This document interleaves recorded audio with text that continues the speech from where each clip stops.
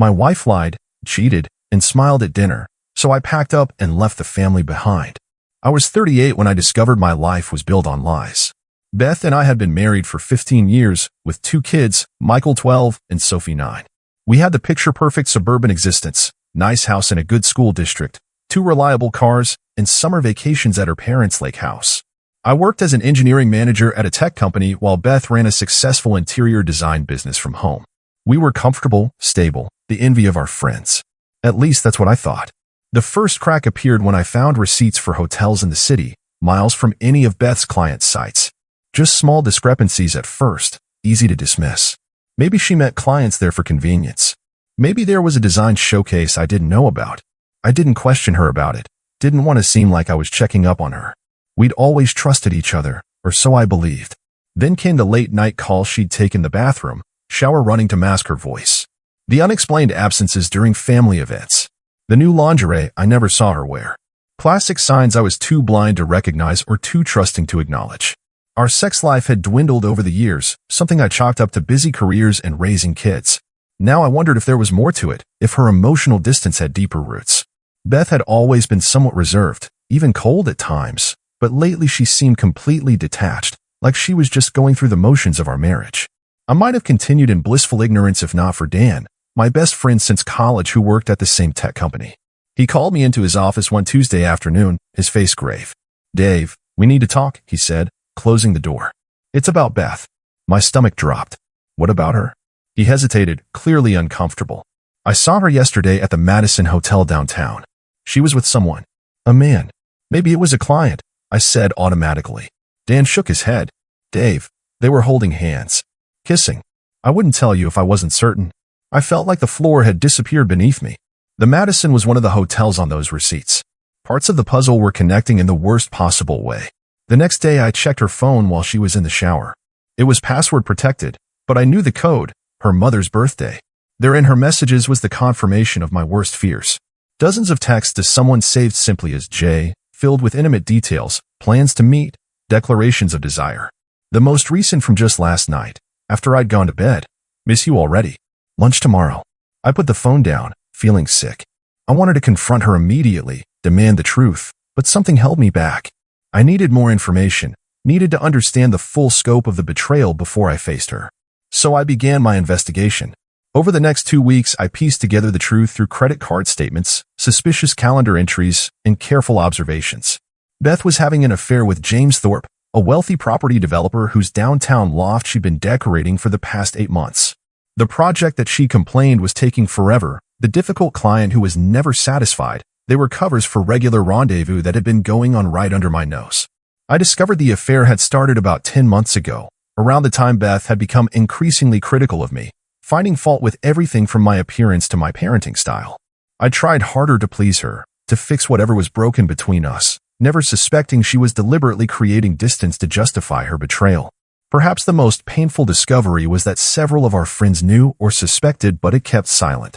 At Jason and Kara's barbecue, I overheard Kara asking Beth if she was still seeing that client, with a knowing smile. Beth had laughed, said she didn't know what Kara was talking about, but the exchange was telling. Our social circle was aware of cracks in our marriage I couldn't see. Through it all, I maintained a facade of normalcy for the kids, helping with homework, attending Michael's basketball games, driving Sophie to dance lessons. Beth and I moved around each other like actors in a play, reciting lines about grocery lists and school projects without any real connection. If the kids noticed the tension, they didn't mention it. Then came the dinner that changed everything. It was our anniversary, 15 years of marriage. Despite everything I'd learned, I decided to go through with our reservation at La Pierre, the French restaurant where we'd celebrated every anniversary since moving to this town. Part of me hoped there was an explanation, that I was misreading the evidence, that Beth would confess, apologize, and we could somehow repair what was broken. We dressed up, left the kids with a sitter, and drove to the restaurant in separate cars since Beth had a client meeting that afternoon. She was radiant in a black dress I'd never seen before, her hair freshly done, makeup perfect. She smiled as we were seated, ordered champagne, offered a toast. "To 15 wonderful years," she said, raising her glass. "And many more to come." I looked into her eyes as we clinked glasses, searching for guilt, remorse, anything that suggested she recognized the magnitude of her betrayal. Instead, I saw only a practiced warmth, A performance for the benefit of the other diners, the waiter, perhaps even herself. Then her phone buzzed on the table. She glanced down, and a different smile flickered across her face, a genuine one, intimate and secret. I knew without looking it was him, texting on our anniversary while she sat across from me celebrating our marriage. The audacity of it, the sheer disrespect, turned my blood cold. Is that important? I asked, nodding toward her phone. Just work, she said, slipping it into her purse. You know how clients are, always something urgent. Another lie, so smooth, so effortless. I wondered how many hundreds of lies had preceded it, how many times I'd accepted her explanations without question. We made it through dinner somehow, discussing the kids, summer plans, anything but what was really happening. Beth seemed almost giddy, sharing gossip about neighbors, ordering another bottle of wine. Was she overcompensating, trying to distract me? Or was she simply relieved to be maintaining the status quo, her double life intact? As we waited for dessert, she excused herself to the restroom, leaving her purse behind. Her phone buzzed again. I shouldn't have looked, but in that moment my need for certainty overwhelmed my scruples. I slipped the phone from her purse and saw the message preview from Jay. Dinner with the husband? Hurry back to me after. Left the door unlocked. Something in me broke. The last shred of doubt, the last hope that there was some explanation besides the obvious. Beth was planning to go to him after our anniversary dinner. The man she was cheating with was waiting for her, expecting her, in what I could only assume was the downtown loft I was indirectly paying for through her business accounts. When Beth returned, smiling that empty smile, I knew what I had to do. I couldn't live this lie anymore, couldn't pretend everything was normal when my life had become a cruel farce. I paid the bill, declined dessert, and drove home in silence, Beth following in her car, no doubt texting him that she'd be delayed but still coming. At home I thanked the sitter, waited until Beth was upstairs changing, then went to the garage where an emergency bag was already packed. I'd prepared it days ago, somehow knowing this moment would come. I scribbled a note, I know about James. Don't try to contact me, and placed it on the kitchen counter alongside my wedding ring. Then I drove away from the house I'd helped build, the family I loved, the life I thought was real. Tears blinded me as I pulled onto the highway, but a strange sense of calm was settling over me. The worst had happened, the thing I'd feared most. And somehow I was still breathing, still moving forward. The end of my marriage felt like both an amputation and a liberation. The first week after leaving was a blur. I checked into a hotel outside the city, not telling anyone where I was. Beth called constantly, left desperate voicemails that evolved from confused to angry to pleading. I listened to a few, then stopped. Each message was filled with more lies, excuses, explanations that contradicted the evidence I'd gathered. She never once offered a simple, I'm sorry, only justifications for why I'd driven her to this, for how I'd failed her. Michael and Sophie called too, their voices small and confused. Those calls I answered, though it gutted me to hear them ask when I was coming home. I told them I loved them, that mom and dad were having some grown-up problems, that none of this was their fault. Hollow reassurances that did nothing to erase the pain in their voices. Every call ended with Sophie crying and Michael trying to sound brave, saying it's okay, Dad, we understand, when clearly they didn't.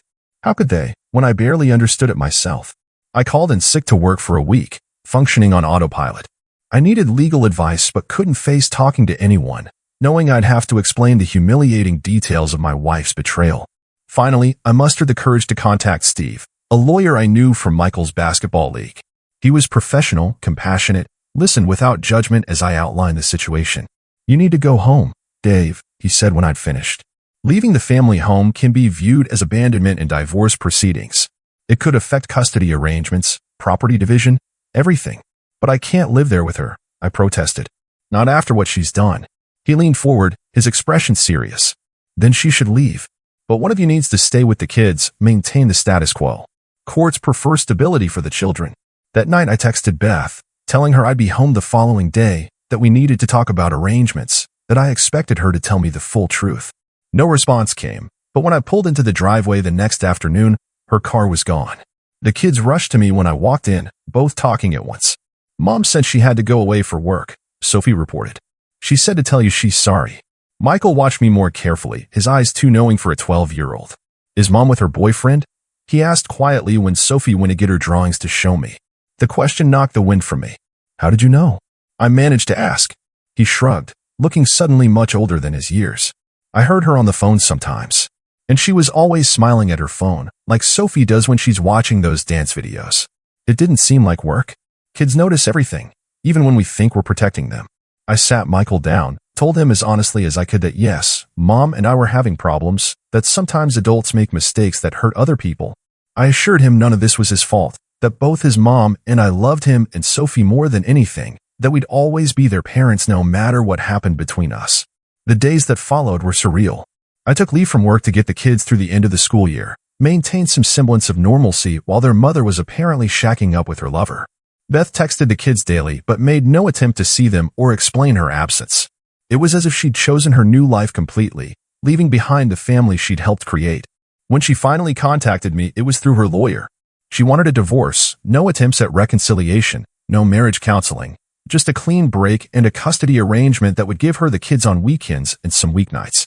Her lawyer explained she was finding herself after years of emotional neglect in our marriage. The gaslighting was breathtaking. Somehow in her narrative, I had driven her to cheat, not the other way around. Word of our separation spread quickly through our social circle. Some friends disappeared immediately, unwilling to navigate the awkwardness of taking sides. Others rallied around me, bringing casseroles, offering to watch the kids, checking in with texts and calls. Dan was a constant support, coming over to watch basketball games or just sit in silence when talking was too much. The most surprising support came from Beth's sister Claire, who showed up at my door one evening, eyes red from crying. "I'm so sorry," she said, hugging me tight. "What Beth is doing, it's unforgivable." Over coffee, she revealed that Beth had been unfaithful in her previous relationship before me, something I'd never known. This wasn't a midlife crisis or a momentary lapse in judgment, but a pattern of behavior. Claire had confronted Beth about James, urged her to come clean to me or end the affair. Beth had responded by cutting her sister off, refusing to speak to her for the past 3 months. "Something doesn't add up, Dave," Claire said, twisting her coffee cup. "This isn't just about the affair.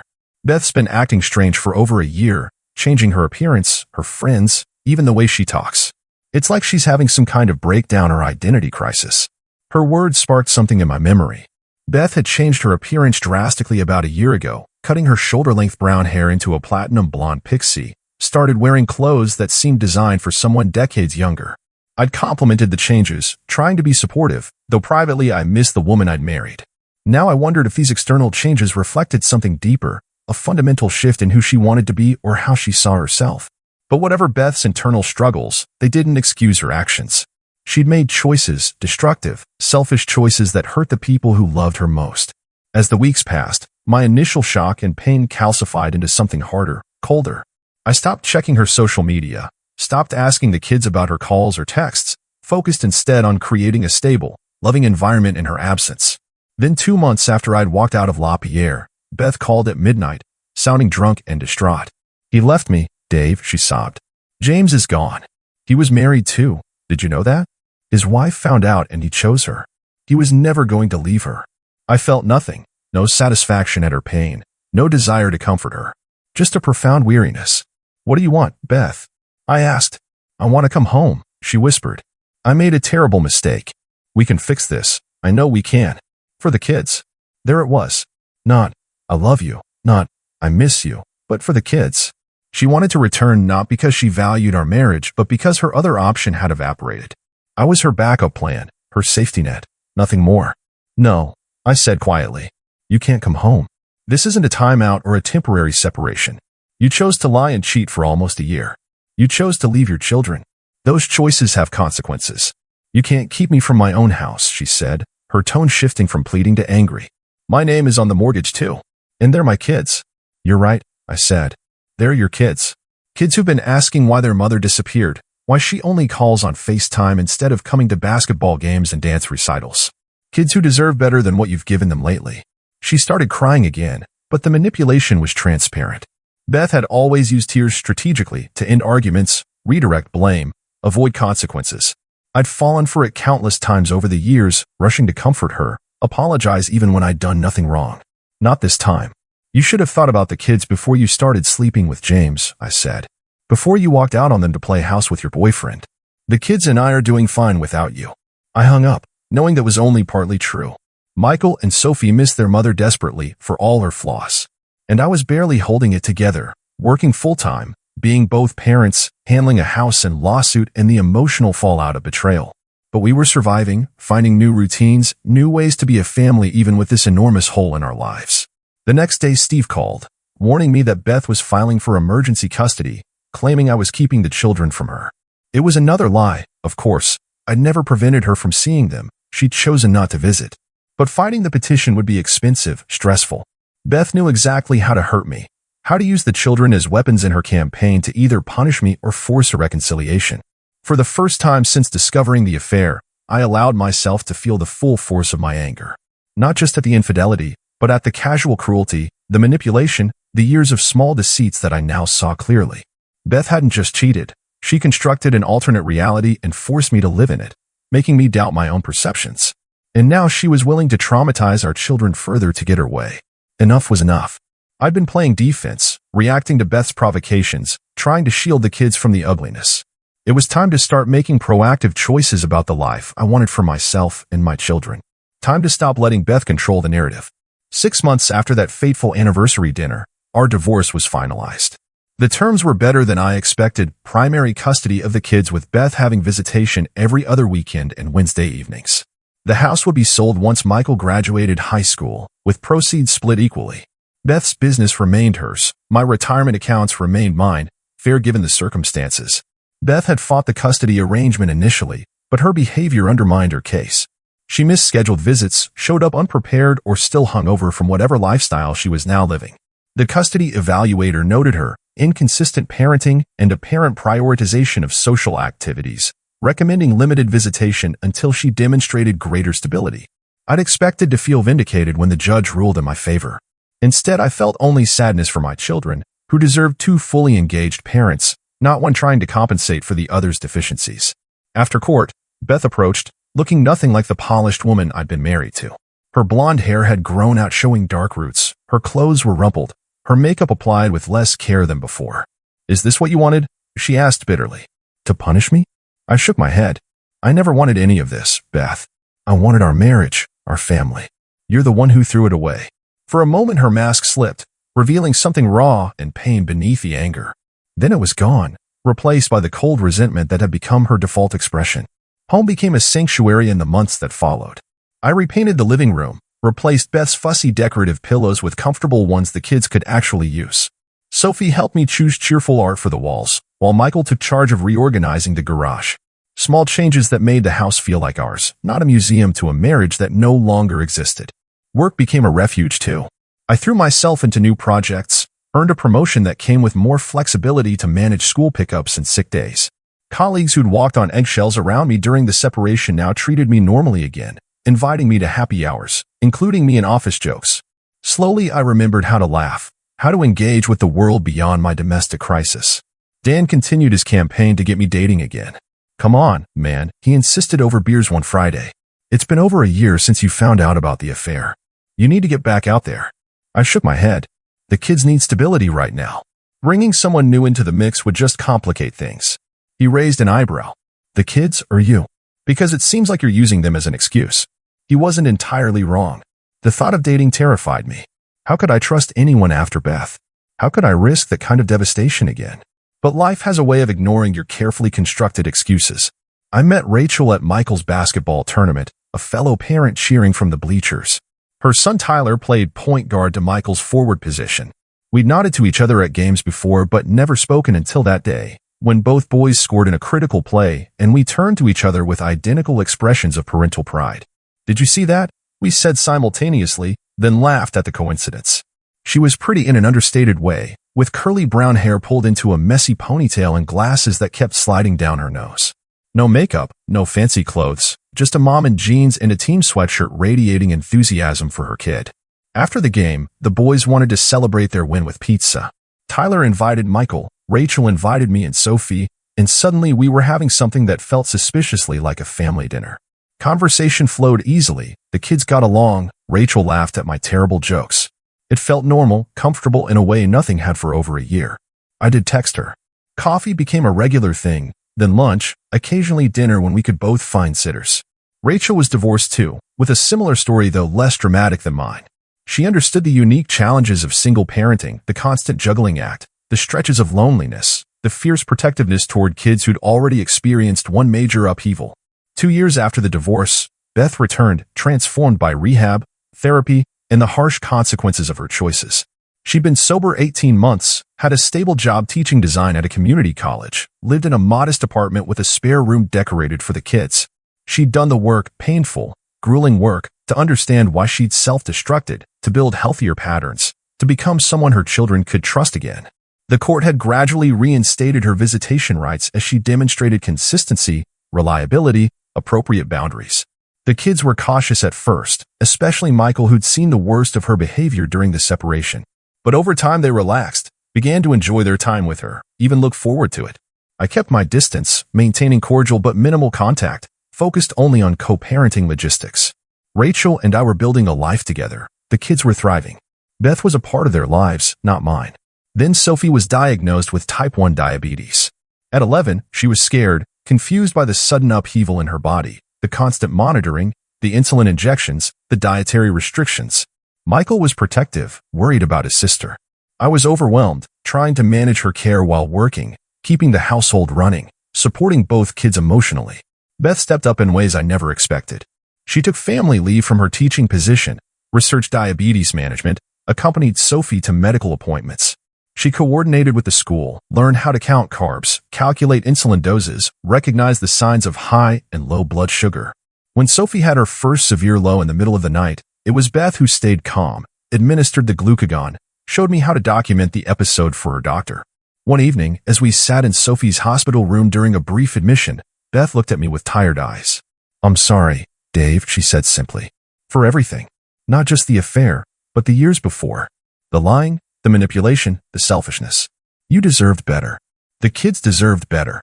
"What happened, Beth?" I asked. "Not just the affair, but everything. It was like you became a different person." She was quiet for a long time, watching Sophie sleep before answering. "I hated myself," she finally said. "Had for years. Hated being a wife, a mother, the constraints, the expectations. It was something broken in me, this belief that I was missing out, that life was passing me by. The affair, the drinking, they were attempts to feel something, anything besides the emptiness." Her therapist had diagnosed bipolar II disorder, explained how the impulsivity, hypersexuality, risk-taking were symptoms, not character flaws. She'd been self-medicating with alcohol, making the mood swings worse, creating a destructive cycle that ultimately exploded our marriage. That night, as Rachel and I lay in bed discussing Sophie's care, I shared Beth's apology, her explanation. "Do you believe her?" Rachel asked. I thought about it. "Yes, I do. Not that it changes anything between us, but I think she's genuinely remorseful. And I think she's finally getting the help she needs." Rachel nodded thoughtfully. "That's good, Dave. For the kids, for all of you really. Healing is better than bitterness." 6 months later, Rachel and I married in a small ceremony. Michael stood as my best man, Sophie as Rachel's maid of honor, Tyler beaming from the front row. Beth attended at the kids' request, sat quietly during the ceremony, hugged me briefly at the reception. "I hope you'll be very happy, Dave," she said, and I knew she meant it. "I'm glad the kids have Rachel in their lives. They need someone steady, someone who puts them first." That night at our wedding reception, watching Rachel dance with Michael while Sophie taught Tyler some complicated TikTok routine, I felt an unexpected sense of completion.